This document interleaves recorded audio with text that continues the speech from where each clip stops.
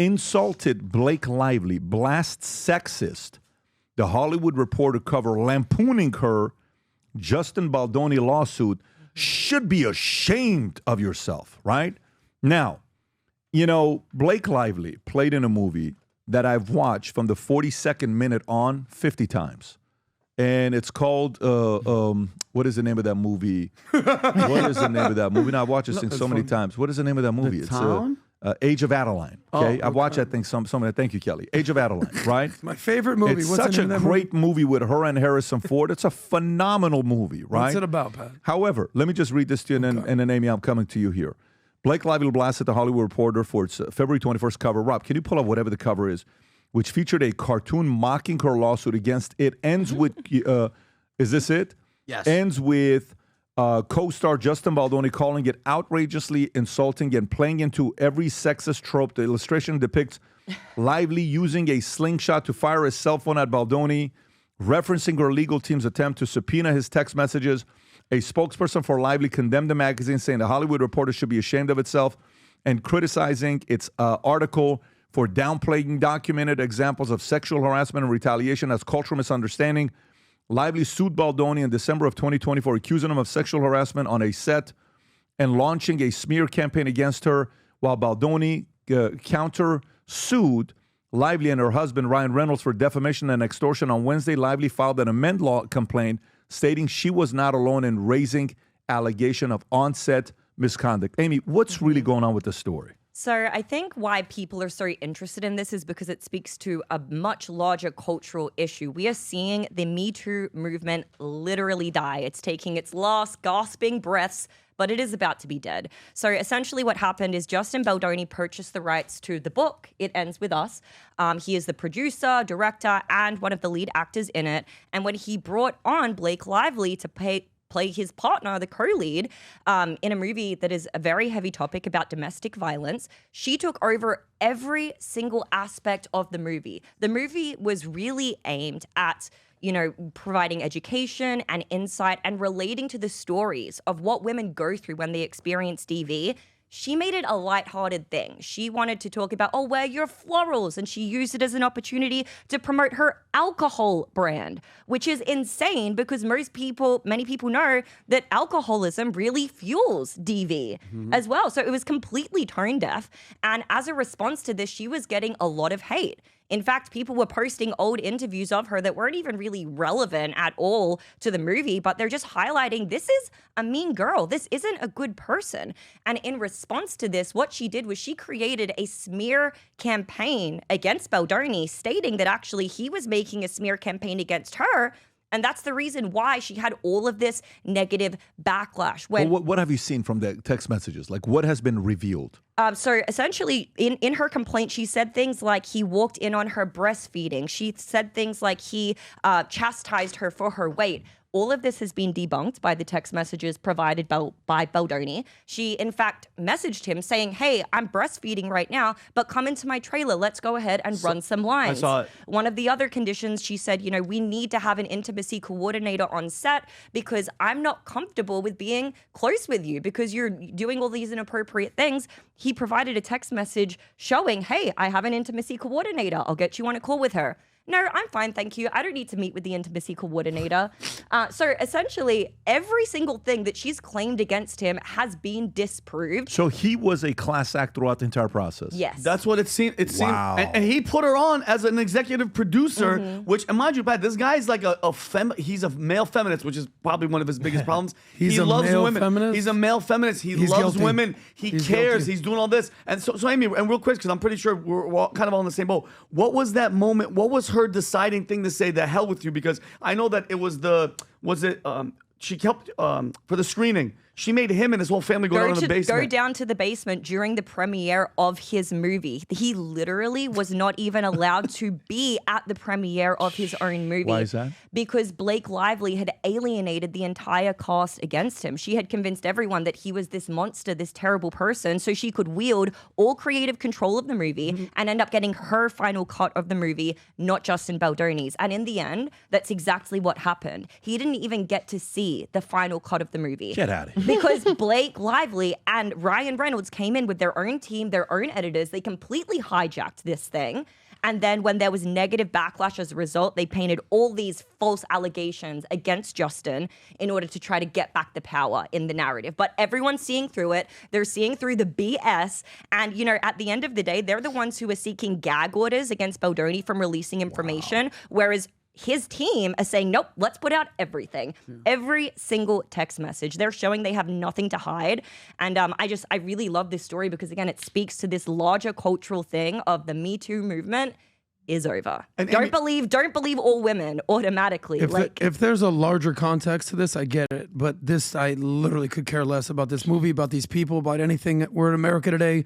Inflation, cost of living, people are trying to pay rent. There's so many things going on. Out. Hang tight. No, I'm just saying. Hang on a second. There's a lot of people that don't care about this. Yeah, but sit this one out and just sit on the sidelines and hang tight until the next story comes up and tell us how much you care about it. But with this one here, to me, when I think about what happened with Amber Heard and what was the other guy? Johnny Depp. Johnny Depp. This is such an important story. I know you don't give a shit about it, but this is such an important story because if they would have won against him, a guy whose dream was to be a Hollywood actor, producer, director, they could have crushed his career if they would have won. And they tried to do that. There was actually text messages where they showed that Blake is saying things. I haven't seen Game of Thrones, but she compares herself to Khaleesi. I believe she has dragons. She's like, I have dragons just like Khaleesi. I have Ryan Reynolds and Taylor Swift. They were doing everything they could to intimidate this guy who is a much smaller actor than Blake Lively. And, you know, not Justin Baldoni, Ryan Reynolds is like the A+ of all Hollywood actors. So, yeah, they tried to completely intimidate him, and it's amazing to see that it hasn't worked. And America almost hated Johnny Depp. Yeah. Of course. And by the way, you know what we haven't seen? When's the last time we saw a movie? What was the movie that he was doing? Pirates of the Caribbean. When's the last Pirates of the Caribbean? When's the last Pirates of the Caribbean? 10 years? Can you tell, when is the last Pirates of the Caribbean? 2017. 8 years ago, Well, right? they'll probably remake it with a black lesbian. Yeah, but we haven't seen it since 2017. Yeah. Why? And if you look at it closely, how many years it is apart. Rob, go back. Zoom in a little bit. So 3 years, 1 year. Then you got 4 years, 6 years. Yeah, so I don't know what movie Johnny's done the last 5-6 years. Probably What is the last movie Johnny Depp did? What is the last movie Johnny Depp did? I don't think he's done anything. No, he's been playing the guitar and like touring. And he hasn't done a movie in God knows how long. He got back last into music, right? So he did a bunch of voice work, and then he did Louis the, I don't know what number that is. Jean de Barry. Yeah. You But don't go know ahead. that Louis 15th? Oh Amy, my God. Anything else with this? I don't know what number this is. It's going to end in court. I'm very Stupid excited American. to see this potentially be live streamed and broadcasted the same way the Amber Heard and Johnny Depp trial was. So I just really can't wait to see this entire thing play out. You made a good point because by the way, he's finished. He's done. Like in Hollywood, nobody's gonna touch him. So that person that you're talking about, it's him. Kevin His Spacey dreams, will. everything that he's done. And then Amy, just really fast, can you go back to the editing process? There was text messages where the editor was like to him. Yeah, right, they're asking trying to console him. They're like, I'm so sorry. Like, I know this is your project. I'm sorry we can't show you anything. I mean, for him as well, he instantly had he had an award for advocating for women, something in the realm of feminism. They rescinded that award. His podcast host quit immediately. Guys, there was this is immediate repercussions. This you is know, the best for thing him. for this So guy's career. I now never heard of Justin now it Baldoni is. before today. Now it is. Look at him now. And Blake Male Lively feminist. it'll be very difficult for anyone to ever work with Blake Lively How big ever of a black again. eye did they get? Like, not how big of a black guy did they get? Gotcha, How big of a gotcha. black Let me tell you eye about that did story, they get? Pat. What do you mean by that? Like, meaning, how bad is this on their reputation? on their Ryan and reputations? Blake? Oh, terrible. I mean, now other footage is coming out of Blake Lively admitting, hey, when I get involved with projects, they hire me as the actress, and sometimes I don't really tell them, but I actually want to come in and I want to rewrite it, and I want to be a producer, and I want to do all of these things. She's literally admitted all of this blatantly. This is just the first time that it's ended How up. old is Blake Lively, by the way? 30s, I believe. 34. How much longer do you think Ryan Reynolds sticks around with her? 35. Well, I mean, another. seriously. Did you guys see 37. Deadpool? 37. She's down at 40. Did any of you guys see Deadpool Wolverine Yes. at all? Yeah. So do you remember the scene where he's nice, Paul, and he's saying like, oh, she bounced back right after her pregnancy. It's okay. I can say that I'm a feminist. They're literally They're making fun of mocking Justin Baldoni in that scene as Rewriting well. the script. Yeah, because she made a comment that Baldoni said she was too heavy for him to lift. That's not true. He simply said, I have a back injury. How much should I train to be able to lift you? Something along those lines. And she made it a complaint about weight, and then they actually put it That's a in weird the comment. Deadpool movie. I have a back injury. How much do I need to train to lift? It's a weird comment. Well, any male feminist. I Let me butchered. go to the but next story. Can I just give a something to quick that shout out? effect. Speaking of feminists, it's someone's birthday today. It's Chelsea Handler's 50th birthday today. Adam's girlfriend. Yeah, Adam! So This morning, I'm reading an article from 2017, Kellogg, okay? Kellogg School. Kellogg is known as one of the best marketing schools out there. Rob, if you can go to the story here. If you can just go to the story, click on the link below. that's Watch at this one here. Northwestern, is it not? Or It's is a it- where's very, Kellogg? very, very respectful school. Sitting near a high performer can make you better at your job. It's called a spillover from certain coworkers can boost our productivity or jeopardize our employment. What are they saying? Go a little bit lower to read this a little closer.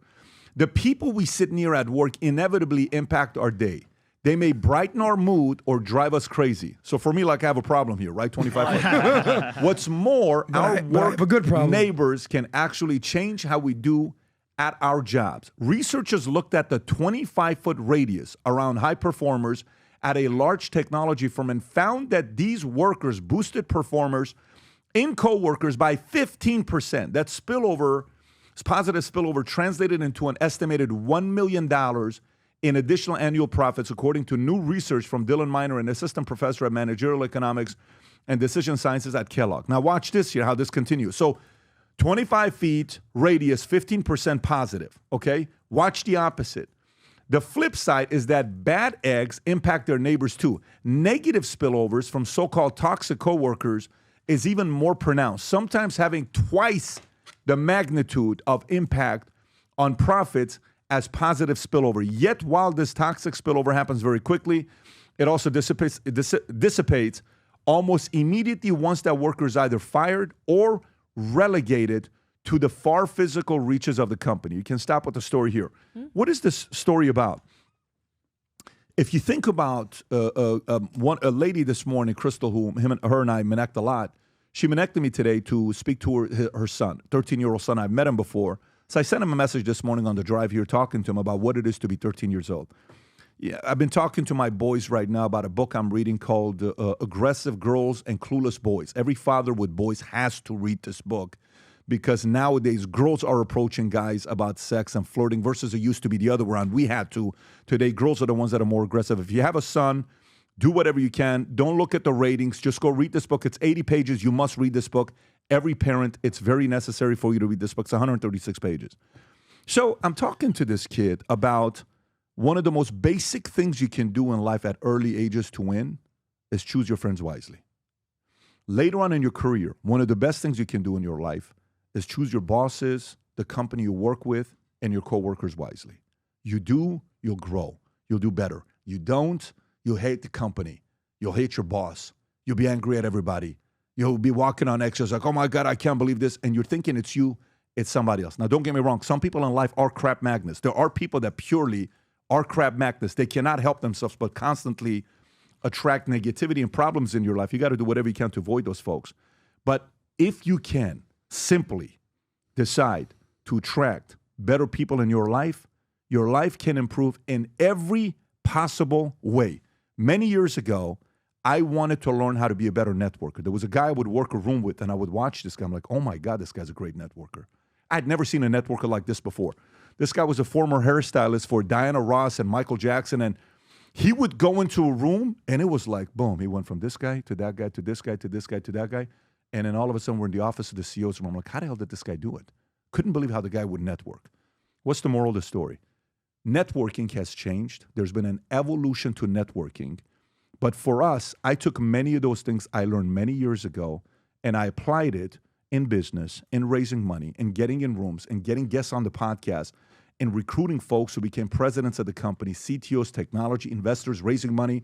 But the ability to network is so critical today because there's an element of networking that's also networking and finding your peer group, your friends. There's 8 mistakes people make when it comes down to networking. Next Tuesday at 3 p.m., Tuesday, March 4th at 3 p.m., I'm going to give you a PDF of the 8 mistakes people make on networking. On this webinar that I'm hosting, you can go to vtwebinar.com to register. Again, vtwebinar.com to register. You're going to get those 8 mistakes. Trust me, you want to know what these 8 mistakes are because it's do's and don'ts that we'll cover on that podcast and that on that Zoom. It's a 1-hour Zoom, free for everybody. And I'll share the evolution of networking tools. And also on that webinar, I'm going to give you 3 updates. Massive, massive new features on Minnect that I'm so excited about, and an opportunity for some of you guys to come and join us at Kentucky Derby.